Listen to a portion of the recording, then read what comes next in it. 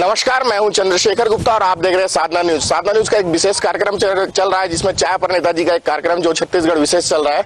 आज हम छत्तीसगढ़ के शिमला कहे जाने वाले मैन पार्ट में है। यहाँ आज जमीनी मुद्दों की बात करेंगे। कांग्रेस और बीजेपी हमारे पास है, उसके अलावा यहाँ की जनता भी हमारे साथ है और जो यहाँ की जमीनी हकीकत हम दिखाने की कोशिश करेंगे। मैं तो सबसे आगे कांग्रेस के पास ही जानना चाहता हूँ, जो शासन की योजना है उन योजनाओं का कितना लाभ लोगों तक मिल पा रहा है। बहुत बहुत स्वागत है नेताजी। सर नमस्ते सर।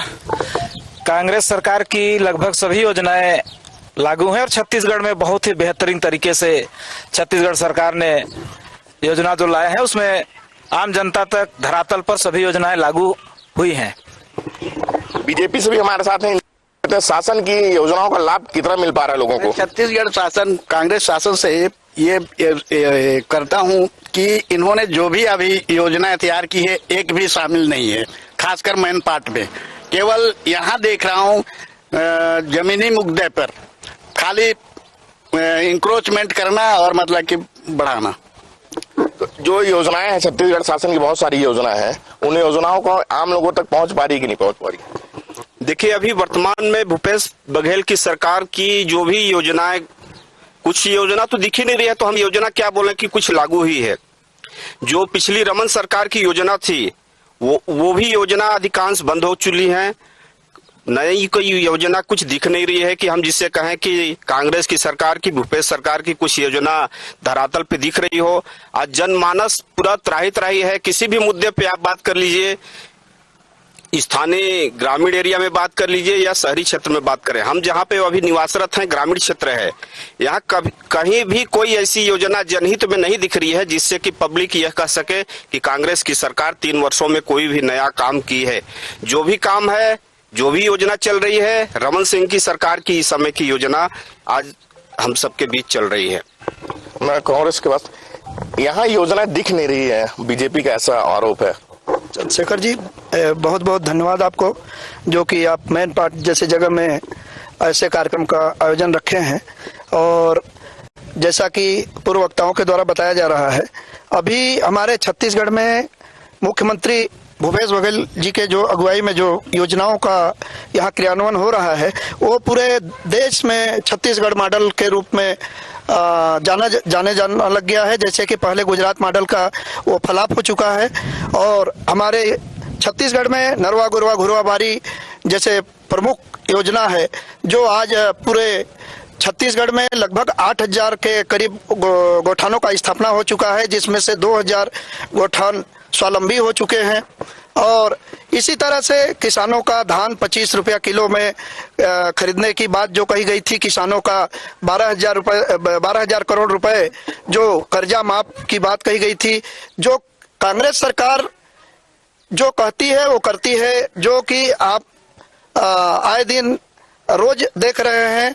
किसान खुशहाल है और यहाँ छत्तीसगढ़ के लोग पूरे प्रसन्न हैं। सभी जैसे कि जिनका कृषि उपज के अलावा जो भी मतलब जो अन्य खेत हैं, मान लीजिए उसको में भी हमारे मुख्यमंत्री जी 9,000 रुपये प्रति एकड़ किसानों को राशि दे रहे हैं। कृषि मजदूर को, जो जिनके पास भूमिहीन कृषि मजदूर हैं, उनको भी 6,000 रुपये का महीना साल का भुगतान किया जा रहा है।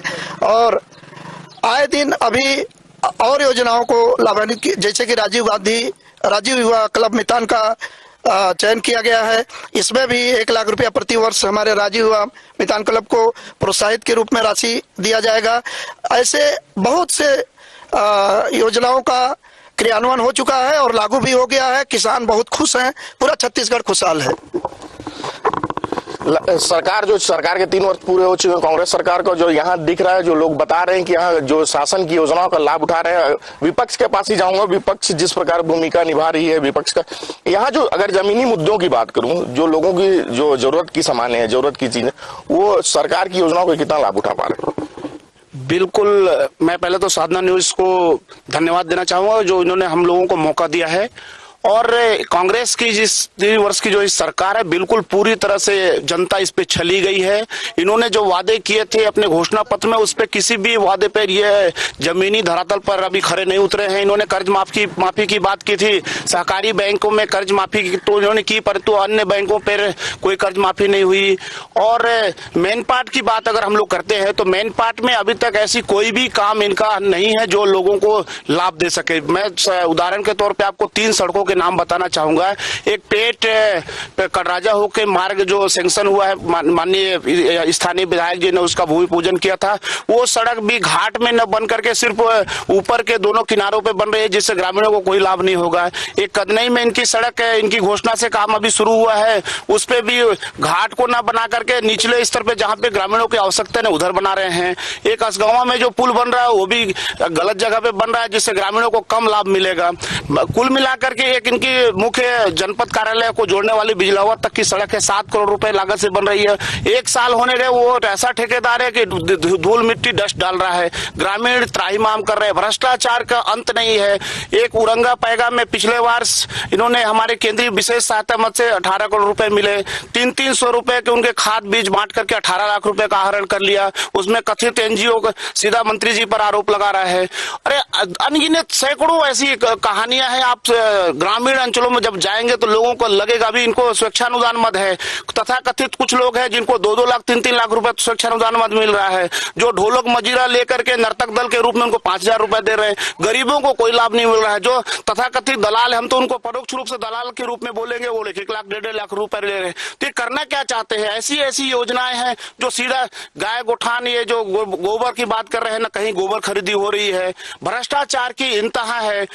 आप बताइए, यहाँ पे भी हम लोगों को पहले 1,500-2,000 रुपए ट्रैक्टर रेती मिल जाती थी, 4,000 रुपए रेती हो गई। करना क्या चाहते हैं? हम तो चाहते हैं कि ये त्राहिमाम कर रही है जनता, और जल्द से जल्द इनके विकास का अंत हो और हम लोगों को शांति से जीने का मौका मिले। हम तो ऐसी आशा करते हैं भाई।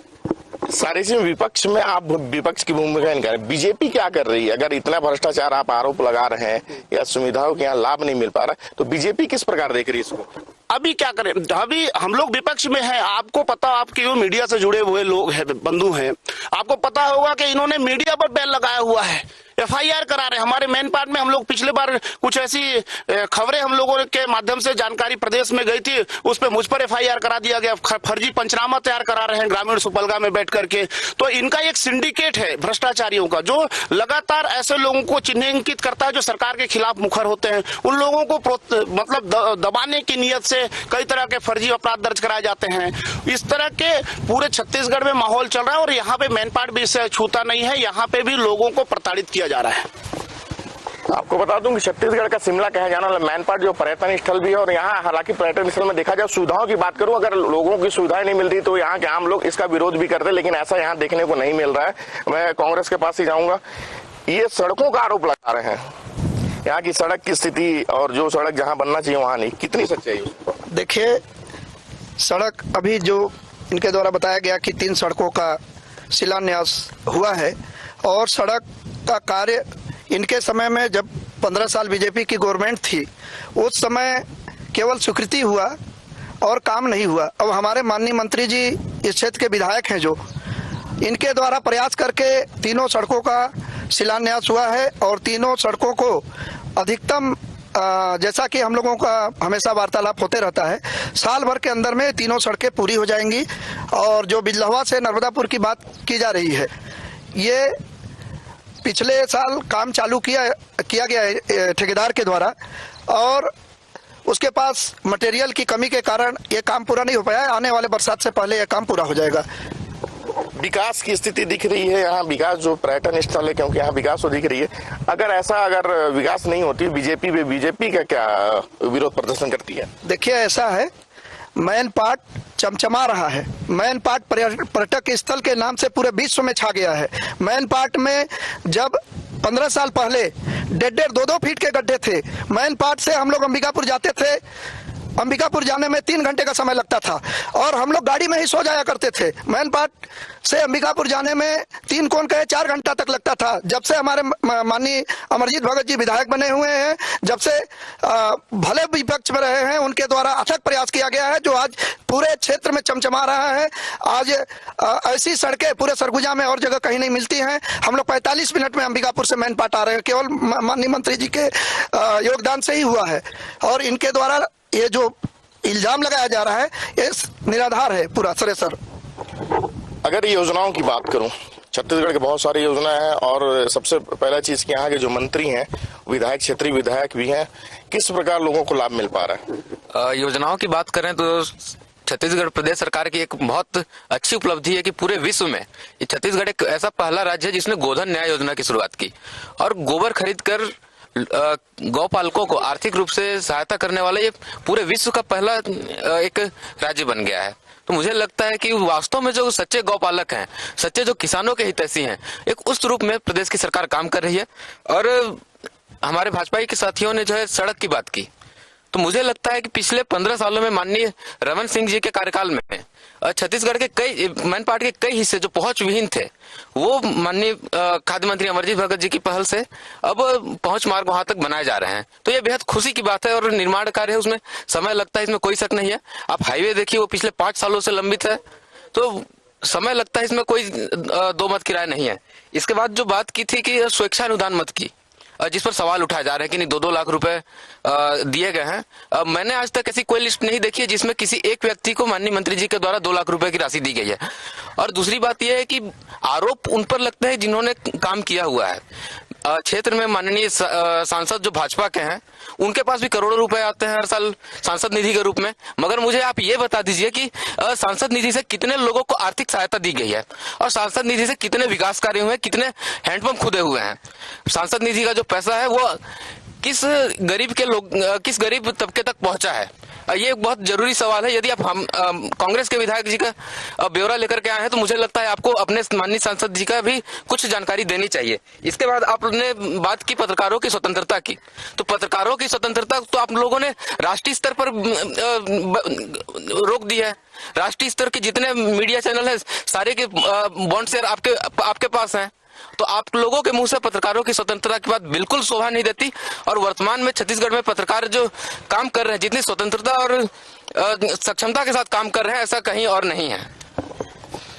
आपको बता दूं, सरगुजा सांसद बीजेपी की ही है। बीजेपी आगे सांसदों की बात करूं तो सांसद निधि में बहुत सारे फंड आते हैं, बहुत सारे विकास की। तो मैन पाट के लिए ऐसा कौन सा विकास हो पाया, ऐसा कौन सा फंड है जिससे आम लोगों को सहायता मिले? देखिए, जैसा हमारे मित्र ने कहा है, सांसद मद की बात कर रहे हैं। केंद्र से जल जीवन मिशन चल रहा है, जिससे करोड़ों अरबों रुपए की राशि सरगुजा जिले को मिली है। 1400 करोड़ रुपए छत्तीसगढ़ शासन को मिले हैं। पूरे गाँव में जल की व्यवस्था हो रही है, पीने के पानी की व्यवस्था हो रही है, पर उसका क्रियान्वयन, क्योंकि चूंकि एजेंसी छत्तीसगढ़ की सरकार है, वो कितनी कारगर तरीके से काम कर रही है, ये देखने वाली बात है। मैं आपको बताना चाहूंगा, छत्तीसगढ़ के इस मेन पार्ट में 13 गांवों में जल जीवन मिशन का कार्य चल रहा है। पूरी तरह से भ्रष्टाचार है, अकांत रूप से डूबी हुई है। किसी को 13% बिलों पे काम मिल रहा है, किसी को 40% एबव में काम मिल रहा है। कोई माई बाप नहीं है और पूरी तरह से जल जीवन मिशन को खत्म करने की साजिश राज्य सरकार रच रही है। और आपको बता दें, सांसद की बात कर रहे हैं मेरे मित्रजन, हमारे जब से हमारी जो वर्तमान के जो रेणुका सिंह जी हमारी जो सांसद हैं, केंद्र में राज्य मंत्री के रूप में विराजित हैं, उनके द्वारा पूरे क्षेत्र में लगातार सतत निगरानी की जाती है। और क्योंकि हमारा पूरा देश कोरोना के कोविड से जूझ रहा था, और उन्होंने पूरे देश की जो हमारे जो सत्तारूढ़ दल के जो सदस्यों ने अपनी राशि अपने केंद्र सरकार के कोरोना फंड को दे दी थी, जिसके कारण उनकी राशि का हम लोग बखान यहाँ पे नहीं कर पा रहे हैं। परंतु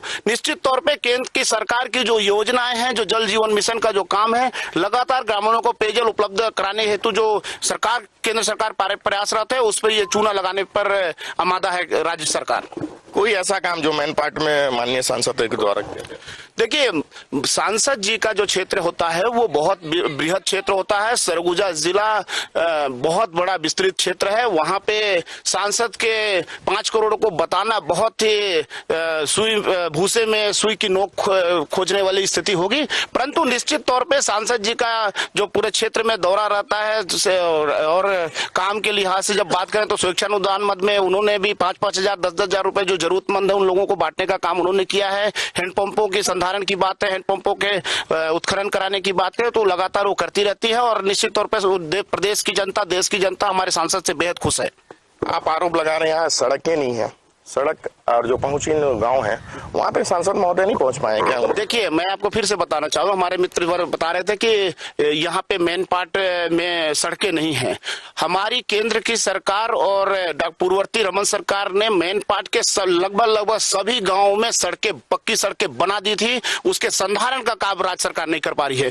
3 प्रमुख सड़कें थी मेन पार्ट में, जो आवश्यकता थी उस पर भी हमारी रमन सरकार ने उसकी सैंक्शन दिया था, परंतु चूंकि सरकार हमारी चली गई और नई सरकार आ गई, उन्होंने अभी मैं एक ताजा उदाहरण बता रहा हूँ, मेरे मित्रवर को ध्यान भी दिलाना चाहूंगा। 1,37,00,000 रुपए हम लोगों ने पेट कटराजा मार्ग को हम लोग मुख्यमंत्री का सड़क योजना से स्वीकृति मिली थी रमन सरकार के द्वारा। उस पर सरकार बदल गई, 1,37,00,000 रुपए में पूरी राशि एजेंसी जो वन विभाग थी उसने हजम कर दी और कोई काम सड़क पे नहीं हुआ। तो मेरा ये मानना है, मेरा ये कहना है कि वर्तमान में जो सरकार है उसकी मॉनिटरिंग कराने की जिम्मेदारी, संधारण कराने की जिम्मेदारी, समस्त काम की जिम्मेदारी राज्य सरकार की है। राज्य सरकार और केंद्र सरकार, यहाँ सांसद भी अगर देखा जाए तो बीजेपी की है और उसके बाद हमारे स्थानीय विधायक जो अमरजीत भगत जी मंत्री भी हैं, 2 मंत्री हैं सरगुजा में, पर्यटन स्थल भी है, सांस्कृतिक विभाग के भी हैं। तो यहाँ हालांकि पर्यटन विभाग और जमीनी मुद्दों की बात करूं, अगर जमीनी मुद्दों लोगों की सुविधाएं नहीं मिलती तो लोग शायद आंदोलन करते। किसान कितने खुश हैं? देखिए, किसान बहुत खुश हैं। पहले की अपेक्षा आज सभी बहुत प्रसन्न है, बहुत खुश हैं। जब बीजेपी गवर्नमेंट के समय 52,000 टन मेट्रिक टन जो धान खरीदा जा रहा था, आज सीधे 1 करोड़ 1000 मेट्रिक टन के उसमें आ गया है। और हमारी सरकार छोटे बड़े को सबको बराबर महत्व दे रही है। जैसा कि इनके द्वारा बताया जा रहा था, अभी पेट घाट की बात कही जा रही थी। पेट घाट में एक मोटरसाइकिल से आदमी नहीं जा पाता था पिछले 15 साल के समय में। मैं वहां का चूंकि बीडीसी रहा हूं और मुझे पूरी जानकारी है। मैंने जब फर्स्ट बार मैं वहां जनपद सदस्य का चुनाव लड़ा, उस समय मैं अपने लोगों को लगा करके, जेसीबी लगा करके उसमें आने जाने के लायक बनाया था। आज पूरी गाड़ी वहां नीचे से ऊपर तक आना जाना एकदम हो रहा है और अभी माननीय मंत्री जी के द्वारा उस सड़क को सैंक्शन करा दिया गया है। आने वाले समय में बहुत ही जल्द ये पीडब्ल्यूडी से काम हो रहा है। और एक ही सड़क की बात मैं नहीं कर रहा हूँ, पूरे मेन पार्ट में आप डांड के सोरा होते हुए परपटिया चले जाइए, आप पैगा सुपलगा आसगावा चले जाइए, समनिया सिकरिया का मार्ग देख लीजिए, कदनई करमहा में जो आए दिन समस्या उठती थी, आज उसका भी अभी 1 महीना पहले माननीय मंत्री जी के द्वारा 4 किलोमीटर का शिलान्यास किया गया है। आने वाले बरसात से पहले वो भी सड़क एकदम झकास हो जाएगा। पूरे मेन पार्ट में सड़क के नाम से माननीय मंत्री जी के द्वारा इतना प्रयास किया गया है कि जिसकी अगर हम प्रशंसा करें तो वो कम है। देखी भी जा रही है, अंबिकापुर से जो मैन पार्ट की रोड है वो अभी प्रगति में और काम चल रहा है। मैं स्थानीय जो मेरे संवाददाता है महेश, उनको ही बुलाना चाहूंगा, उनसे ही पूछना चाहूंगा कि जो जमीनी मुद्दे, क्योंकि ये जब गांव घूमते हैं तो इनको भी पता चलता है कि यहाँ की जो जमीनी मुद्दे हैं, जमीनी मुद्दों में प्रथम क्या है, क्या लोगों को क्या दिक्कतें आती है? देखिए मैन पार्ट एक क्षेत्र, लंबा चौड़ा क्षेत्र है जहाँ कहीं तराई क्षेत्रों में ऐसा जगह है कि बरसात के दिनों में महामारी कई प्रकार मैन पार्ट में आप सुनते भी होंगे, जहाँ कई लोगों की नदी से बह के जान चली जाती है, क्योंकि वहाँ आज मूलभूत सुविधा को दूर है जी। और जमीनी की बात करूं, जमीनी मुद्दों जो आप गांव घूमते होंगे, लोगों की समस्याओं को देखते होंगे, कवर करते होंगे, तो उनकी समस्या, मुख्य समस्या क्या आती है? मुख्य समस्या देखिए, यहाँ मुख्य समस्या यह है कि कहीं पानी का समस्या है, कहीं पुल पुलिया का समस्या है, कहीं कई प्रकार की समस्या है, लेकिन थोड़ा गिना नहीं पा रहा हूँ। तो यहाँ समस्या, मूलभूत सुविधा की बात करूं, जो एक स्थानीय समस्या, पानी की समस्या की बात करूं, या तो फिर यहाँ की जो मूलभूत सुविधाएं हैं वो लोगों तक कितना मिल पा रहा है? हाँ सर, नमस्कार, मैन पार्ट में आपका स्वागत है। यहाँ हर प्रकार का सुविधा तो है सर। अभी जब से कांग्रेस का गवर्नमेंट बना है तब से रोड भी यहाँ चमचमाती हुई मिल रही है और यहाँ का किसान सब खुश हैं। 25 रुपया किलो धान बेच रहे हैं यहाँ का किसान माले माल है भूपेश बघेल काका के सरकार में। यहाँ किसान खुश हैं लगातार कि अभी देखा जाए इसके पहले भी धान खरीदी का समय बढ़ा दिया गया था। अगर किसान खुश नहीं होते तो शायद आंदोलन करते, क्या मानते हैं? किसानों की खुशी इस बात से स्पष्ट है कि 2018 में जब प्रदेश में कांग्रेस की सरकार बनी थी, जब तक चुनाव के परिणाम नहीं आते किसानों को पूरी उम्मीद थी कि प्रदेश में कांग्रेस की सरकार बनेगी और एक लंबे समय तक उन्होंने अपना धान नहीं बेचा था। तो किसानों की आस कांग्रेस थी और कांग्रेस ने सरकार आते के साथ ही सबसे पहले कर्ज माफी की, उसके बाद फिर किसान न्याय योजना के तहत जो है धान खरीदी की और ऐसा पहली बार ये हुआ था कि वन भूमि का जो पट्टा था उसे धान के रकबे में शामिल किया गया और प्रदेश में जो है जो पहले 60 लाख मीट्रिक टन धान की खरीदी होती थी वो 90,94 लाख मीट्रिक टन तक अब पहुंच गई है। तो ये किसानों के लिए बेहद खुशी की बात है। यहाँ लगातार देखा भी जा रहा है कि जो जमीन की कब्जे की बात करूं या वन की कटाई की बात करूं, लगातार देखा जा रहा है। वनों की कटाई जो है कोई नया मुद्दा नहीं है और ये हो रहा है, ये काफी लंबे समय से चला आ रहा है, जिस पर जो है मुझे लगता है प्रशासन को काम करना चाहिए। प्रशासन क्यों नहीं काम कर पा रही है? तो प्रशासन काम नहीं कर पा रही है, ऐसा भी नहीं है। वन विभाग के लोग जो है लगातार कार्रवाइयां कर रहे हैं और समय समय पर कटाई करने वालों को जेल भेजा जा रहा है, लकड़ी जब्त की जा रही है और कार्रवाई की जा रही है। धान खरीदी की मुद्दा अगर आई तो धान खरीद बता दूं, छत्तीसगढ़ शासन में किसानों के हित के लिए देखते हुए 15 दिन समय बढ़ा दिया गया था। मैं फिर धान खरीदी के मुद्दे पे ही आ रहा हूँ, किसान कितना खुश है? देखिए, हमारा पूरा भारत का जो किसान है, जो आप किसी भी क्षेत्र में चले जाइए, हरियाणा, पंजाब, उत्तर प्रदेश, किसी भी क्षेत्र में चले जाइए, किसानों के खेती का रकबे बढ़ा है, किसानों की रुचि खेतों में बढ़ी है। एक तरफ तो थोड़ी उनको दुश्वारियां भी बढ़ी है, परंतु खेती का रकबा समय समय पूरे प्रदेशों में हर तरह के किसानों जहां जैसा रुचि है उसके हिसाब से खेती किसानी बढ़ती जा रही है। और पहली हमारी जो 15 साल की सरकार थी उसके किसानों के हितैषी में ऐसे अनगिनत दर्जनों काम थे, आपके सौर सूजला कार्यक्रम थे और शाकंभरी योजना से थे, ऐसे दर्जनों काम थे जिसकी नींव पड़ने के कारण, मजबूत होने के कारण वन अधिकार के पट्टे जो वितरण किए गए हमारी सरकार के समय में, उससे ग्रामीणों को उनकी खेती किसानी में लाभ मिला। और यही कारण है कि आज जो धान का रकबा बढ़ा है वो निश्चित तौर पे हम लोगों की सरकार की नींव जो डाली गई थी उसका लाभ किसानों को मिल रहा है। दूसरी तरफ मैं अपने मित्र को बताना चाहूंगा कि जो किसानों की खुशी का अंदाजा आप की जो बात कर रहे हैं, त्राहिमाम है किसान, जो बड़े किसान आंदोलन क्यों नहीं कर रहे? देखिए, आंदोलन की बात है कि अभी किसान का जो समंदर है वो अभी थमा हुआ है। जब उफान आएगा तब पता चल जाएगा कितना उफान है। ये उफान बिल्कुल आने वाला है और पूरी सरकार के खिलाफ में जनता त्राहिमाम कर रही है। इन लोगों ने बोला था कि हम बेरोजगारी भत्ता 3,000 रुपए देंगे, किसे मिला? नहीं मिला। आप इनकी बातों को बात कर, सरकार कर्ज माफी की बात कर रहे हैं, कर्ज माफी सहकारी समितियों में इन्होंने माफी तो की, परंतु अन्य बैंकों की बात इन्होंने की तो वो इन पे दूर है, कोसों दूर है इससे। तो ऐसी दर्जनों बातें हैं जो गंगा जल लेकर के इन्होंने शराबबंदी की बात की। अब आप बोल रहे हैं कि दूसरे क्षेत्र में हम शराबबंदी नहीं कर सकते हैं। तो इस तरह की जो थोथी और झूठी घोषणाएं करके लोगों को छलावा और भुलावे में ला करके इन्होंने सरकार तो बना ली है निश्चित तौर पर आने वाला समय इनके लिए बहुत दुश्वारियों वाला है और आने वाला समय हमारा है। वो तो जनता तय करेगी समय किसका है। यहाँ जो सुविधाएं की बात करूं, लोगों को कितना सुविधा मिल पा रही है? खड़े हो जाइए। कोई सुविधा नहीं मिल रही है, कोई सुविधा नहीं है।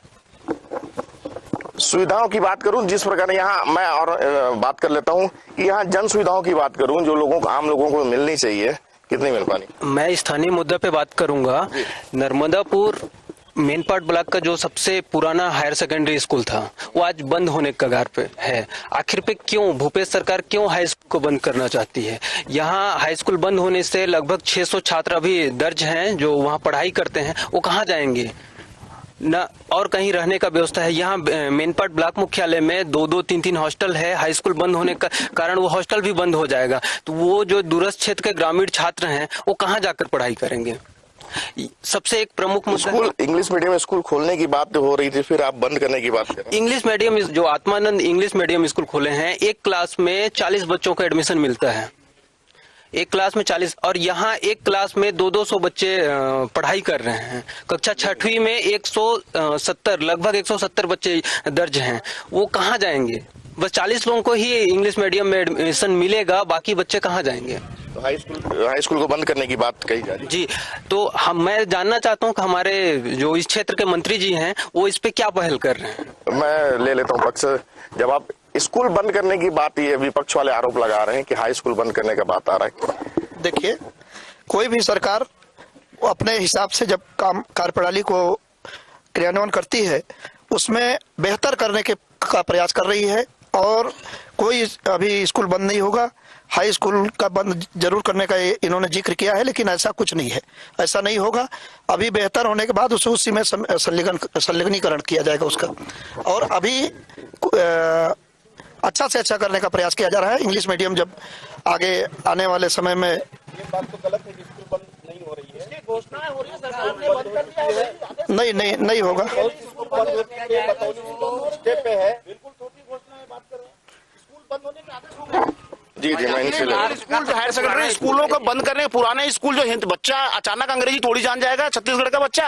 आप अचानक स्कूल बंद कर रहे हो और उसकी जगह में नए स्कूल खोल रहे हो। अरे आप उनकी वैकल्पिक व्यवस्था कर लो, आप नए स्कूल खोलो, नए संस्थान खोलो, हम पे कोई नाराजगी नहीं है, हम तो खुश हैं। परंतु हमारा कहने का जो पहली संस्थान चल रही है जिसमें हमारा छत्तीसगढ़ी बच्चा पढ़ रहा है, 1965 के जो स्कूल संचालित, तो आप उसको बंद करके एक नया स्कूल, मॉडल स्कूल डाल रहे हो। वहीं पे आप नए भवन डालो, नए स्कूल लाओ, नए बच्चे लाओ, नए टीचर लाओ, हमको कोई दिक्कत नहीं। लेकिन आप संस्थाओं को बंद करके आप क्या दिखाना चाहते हो? छत्तीसगढ़ के बच्चों को आप डायरेक्ट 12वीं पास बच्चा डायरेक्ट अंग्रेजी जान जाएगा क्या? उसकी नींव मजबूत नहीं है, नींव मजबूत करिए आप उसको। तो इस तरह की जो हमारा यही आरोप है सरकार से कि भाई सरकार की जो बातें हैं भाई वो हवाई क्यों बात कर रहे हैं भाई। उनका बतौली स्कूल में आंदोलन कर रहे हैं, सीतापुर में लोग आंदोलन कर रहे हैं, अंबिकापुर में आंदोलन कर रहे हैं, कोर्ट से स्टे ले रहे हैं, और हमारे मित्र बड़े भाई साहब बोल रहे हैं कि ऐसी कोई बातें ही नहीं है। तो हमारा कहना यही है कि इस तरह की जो बातें हैं वो आप जनमानस के बीच में साधना टैब टीवी पे आप बोलिए कि हम स्कूल बंद नहीं कर रहे हैं, हम इसको मान करके हम यहाँ पे आपका धन्यवाद ज्ञापित करेंगे तत्काल। स्कूल बंद करने की बात तो राज्य सरकार डिसीजन लेगी क्या करना है क्या नहीं करना है। लेकिन आपको एक अगर स्वास्थ्य सुविधाओं की बात करूं तो आम लोगों को कितना मिल पा रहा है? बहुत ही अच्छा स्वास्थ्य सुविधा यहाँ पे चल रहा है। यहाँ हाट बाजार में भी अभी मोबाइल टीम के द्वारा निःशुल्क स्वास्थ्य का काम चल रहा है, और 20 लाख रुपए तक जो गंभीर बीमारी है उनको 20 लाख रुपया तक निःशुल्क सहयोग राशि दी जा रही है, और 50,000 रुपया तक का, और आयुष्मान कार्ड का 2 लाख रुपया, इस टाइप से बहुत ही स्वास्थ्य योजनाओं में लोगों को लाभ मिल रहा है। इसका कितना लाभ मिल पा रहा है? अगर स्वास्थ्य सुविधाओं की बात करूं तो मेन पार्ट के हिसाब से तो जैसा भी हॉस्पिटल यहाँ पहले था नहीं है ना, और भवन भी अच्छा बना है, डॉक्टरों का इजाफा भी हुआ है, और जिस लेवल पे जहाँ जैसे मरीज है वैसा यहाँ पे इलाज हो रहा है। सुविधाएं बढ़ी है छत्तीसगढ़ सरकार आने के, कांग्रेस सरकार आने के बाद स्वास्थ्य सुविधाओं में कितना लाभ मिल पा रहा है? स्वास्थ्य सुविधाओं के यदि हम बात करें तो जितने भी रिक्त पद थे, चाहे वो स्टाफ नर्स के हों या डॉक्टर्स के हों, तमाम पदों पर सरकार के द्वारा माननीय मंत्री महाराज साहब के द्वारा नियुक्तियां की गई हैं, और जिससे स्वास्थ्य सुविधाएं बेहद अच्छी तरीके से लोगों को मिल सके। स्लम मुख्यमंत्री स्लम चिकित्सा योजना के तहत जो मोबाइल यूनिट गांव-गांव तक पहुंच रही है, हाट बाजार में पहुंच रही है, इसका भी लाभ बेहद अधिक मिल रहा है लोगों को। और सीतापुर मैनपाट जैसे क्षेत्र में, सीतापुर में भी ऑक्सीजन प्लांट लगाने की पहल हो चुकी है, मुझे लगता है वो काम पूरा हो गया है। तो ये छोटे जगह पर इस तरह के जो बड़े स्तर के काम है, ये स्वास्थ्य सुविधाओं को लगातार बढ़ाने की ओर इशारा कर रहे हैं।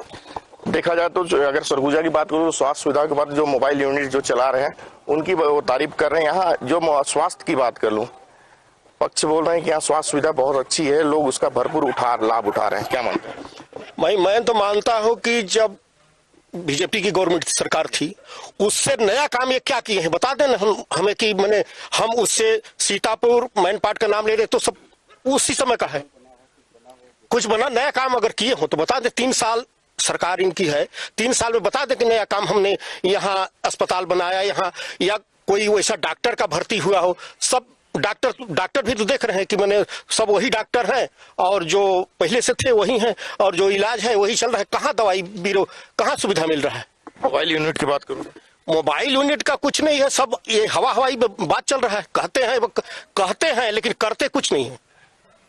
अगर स्वास्थ्य सुविधा की बात करूं, पक्ष बोल रहा है कि बहुत अच्छा काम चल रहा है, स्वास्थ्य सुविधाएं हैं यहाँ, मोबाइल यूनिट में भी लोग उसका लाभ उठा रहे हैं। क्या मतलब? मैं बिल्कुल भाई से सहमत हूं, बहुत अच्छा चल रहा है। इनकी सप्लाई हुई दवाइयां 3 से 4 बार साल में टेस्ट से फेल हो रही हैं, वापस मंगानी पड़ रही है। ड्रग जो विभाग है इनको दवाइयां वापस बुलानी पड़ रही हैं, फेल हो जा रहा है। जो इनकी जो दवाइयों का जो टेस्ट होता है उसमें ये दवाइयां सप्लाई के बाद फेल हो जा रही हैं। और जब अस्पताल में लोग जा रहे हैं, डॉक्टर उन्हें पर्ची पकड़ा रहे हैं, बाहर से वो दवाई खरीद के ला रहे हैं, उनको कोई सुविधा नहीं है। आयुष्मान भारत पर इनकी भूपेश बघेल की सरकार ने 2 साल तक नखड़ा किया और नखड़ा करने के बाद अब आयुष्मान भारत के कार्ड बनाए जा रहे हैं। 2 साल इन्होंने कहा कि हम राशन कार्ड से लोगों का इलाज करेंगे, बाद में फिर आयुष्मान भारत पे आकर टिक टिक गए। केंद्र सरकार की आयुष्मान भारत योजना है। तो अस्पतालों की जब बात करेंगे तो न दवाइयों का पता है, न सही से डॉक्टर का पता है। आप अस्पतालों में जाके तो देखें भाई, हमारे मित्रवान लोग नेता हैं, इन लोगों को लाभ पता मिलता होगा, लेकिन हमारी जो जनता की जब हम बात कर रहे हैं तो अस्पतालों में कोई भी सुविधा सही से नहीं है। और मैं सीधा आरोप लगाता हूं कि अगर माननीय मंत्री जी, स्वास्थ्य मंत्री जी हमारे राज्य के बहुत अच्छे ईमानदार मंत्री जी है, परंतु जब इनकी दवाइयां जो सप्लाई हो रही हैं वो टेस्ट में फेल क्यों हो रही है, उसको वापस बुलाने की क्या आवश्यकता पड़ रही है? मैं एक लास्ट सवाल लूंगा मैं, जो यहाँ स्वास्थ्य की बात के लिए मैंने, अगर मैं यहाँ की पर्यटन स्थल की बात करूं तो कैसे लोग यहाँ आके, क्योंकि देश विदेश से लोग यहाँ आते हैं। सर मेन पार्ट में इसमें 2 राय नहीं है कि लोग बाहर से लोग नहीं आ रहे हैं। और रहा सवाल, मैं थोड़ा सा स्वास्थ्य विभाग के बारे में जानकारी देना चाहता हूं। पहली बार सरगुजा के मैनपाट जैसे दूरांचल क्षेत्र में पहली बार लोगों ने, जो सीतापुर अंबिकापुर से लोग कोरोना काल में आके यहाँ मैनपाट में इलाज करा के लोग गए हैं और यहाँ पे इतनी अच्छी से सुविधा और इलाज हुआ है कि लोग यहाँ से संतुष्ट हो गए हैं। मैंने अपने आंखों से आके इंक्वायरी किया है और एक आध बार वो यूट्यूब चैनल में भी चला था, मैंने उसको खुद देखा है कि जिसको लोग वहां नहीं जगह मिल रहा था, मैनपाट लोग आ रहे थे, जबकि यहाँ के लोग को शहर में जाना चाहिए था। यहाँ टीका वैक्सीन लगवाने लोग आ रहे हैं, यहाँ डॉक्टरों से संपर्क कर रहे हैं। इतनी अच्छे डॉक्टर और नर्स लोग यहाँ है, भरपूर इलाज हो रहा है सर, इसमें कोई 2 मत नहीं है। यहाँ इलाज की बात करूं तो लगातार इलाज बेहतर हो रहा है। एक पर्यटन की लास्ट सवाल लूंगा, पर्यटन स्थल है यहाँ लोग देश विदेश से भी लोग यहाँ आते हैं, कैसा लाभ उठाते हैं? लोगों को जो सुविधाएं हैं वो कैसे मिल पाती है? लोगों को पर्यटन की दृष्टि से तो तमाम तरह की सुविधाएं हैं और जो विकास हो रहा है, रहने की व्यवस्था, खाने की व्यवस्था बहुत अधिक सुधरी हुई है। और मैं एक बार स्वास्थ्य विभाग पर एक छोटी सी अपनी बात रखना चाहूंगा कि वर्तमान में जो है टेस्टिंग हो रही है दवाइयों की, ड्रग विभाग जो है वो काम कर रहा है। इससे पहले की जो सरकारी थी, माननीय रमन सिंह के नेतृत्व में जो काम की थी, आपने देखा कि गर्भाशय कांड हुआ था, अखफोड़वा कांड हुआ था, जिसमें सैकड़ों की संख्या में लोगों ने अपनी जानें गंवाई थी, अपनी आंखों की रोशनी खोई थी। ये देखा छत्तीसगढ़ में सरकार। मैं एक लास्ट सवाल लूंगा जी। एक जो प्रमुख समस्या है हाथी, मेन पार्ट क्षेत्र के लोग हाथी से एकदम त्रस्त हो गए हैं। आखिर पे छत्तीसगढ़ की कांग्रेस सरकार क्या कुछ ठोस पहल कर रही है हाथियों के बचाव से, मतलब लोग ग्रामीणों को हाथी से बचाने के लिए क्या ठोस कर रही है? जैसे हमारे रमन सिंह की सरकार जब थी तो एक कॉलोनी बना के सभी लोगों को वहां शिफ्ट किया, ऐसा कुछ ठोस योजना लाना चाहिए मेरे ख्याल से।